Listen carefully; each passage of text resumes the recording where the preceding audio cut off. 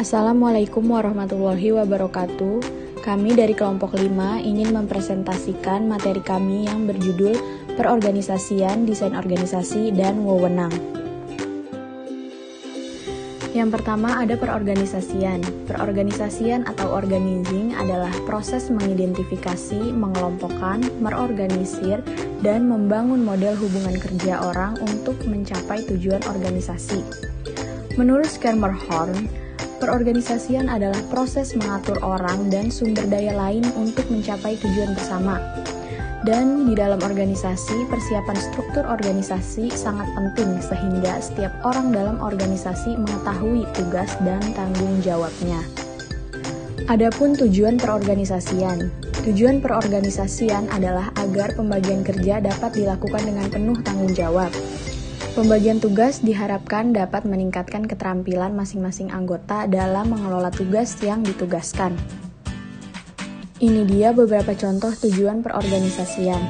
Yang pertama, membantu koordinasi, yaitu menetapkan unit kerja secara terkoordinasi, sehingga tujuan organisasi dapat dicapai dengan mudah dan efektif. Yang kedua, memperlancar pengawasan, yaitu dukung pengawasan dengan menunjuk anggota manajer yang kompeten di setiap unit organisasi. Yang ketiga, meningkatkan hubungan antar manusia. Manajer harus mampu mempertahankan pendekatan sosial dengan menyampaikan rasa solidaritas dan berusaha memuaskan dan menyelesaikan perbedaan individu. Yang keempat, penghematan biaya. Pertimbangan tentang peningkatan efisiensi. Oleh karena itu, para pelaku organisasi akan berhati-hati setiap kali mereka menambahkan unit kerja baru yang juga mencakup penambahan tenaga kerja yang membutuhkan jumlah tambahan upah yang relatif besar.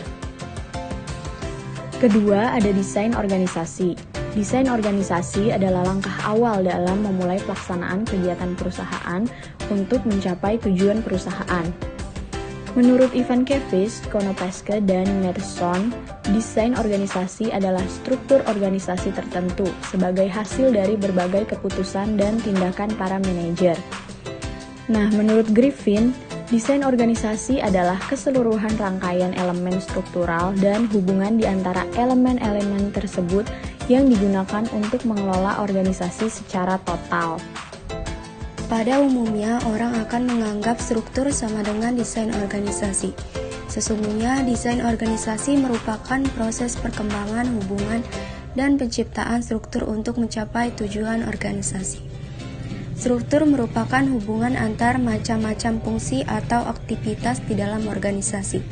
Struktur organisasi adalah hubungan antar pegawai dan aktivitas-aktivitas mereka satu sama lain, serta terhadap keseluruhan di mana bagian-bagiannya adalah tugas-tugas, pekerjaan-pekerjaan atau fungsi-fungsi dan masing-masing anggota kelompok pegawai yang melaksanakan. Yang ketiga, wewenang. Wewenang adalah hak untuk melakukan sesuatu atau memerintah orang lain untuk melakukan sesuatu agar mencapai tujuan tertentu.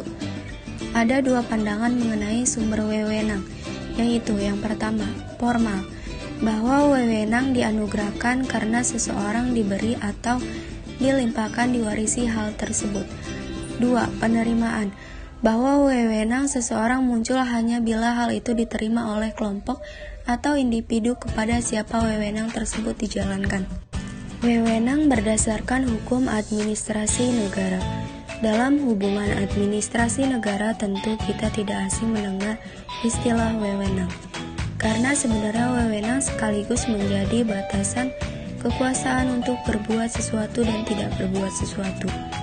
Secara umum, wewenang dalam hukum administrasi negara adalah kekuasaan menggunakan sumber daya untuk mencapai tujuan organisasi, dan secara umum tugas didefinisikan sebagai kewajiban atau suatu pekerjaan yang harus dikerjakan seseorang dalam pekerjaannya. Menurut G.R. Terry, wewenang dalam hukum administrasi negara adalah kekuasaan resmi dan kekuasaan pejabat untuk menyuruh pihak lain supaya bertindak dan taat kepada pihak yang memiliki wewenang itu. Kesimpulan, tujuan dari materi ini adalah memahami dan menganalisa proses pengorganisasian dalam membagi, mengidentifikasi, memerintah dan mengadakan hubungan-hubungan untuk komunikasi serta mengalokasikan dan mengatur sumber produksi untuk mencapai tugas-tugas pokok dalam pengorganisasian dan untuk mengetahui seperti apa desain organisasi dan kewenangan.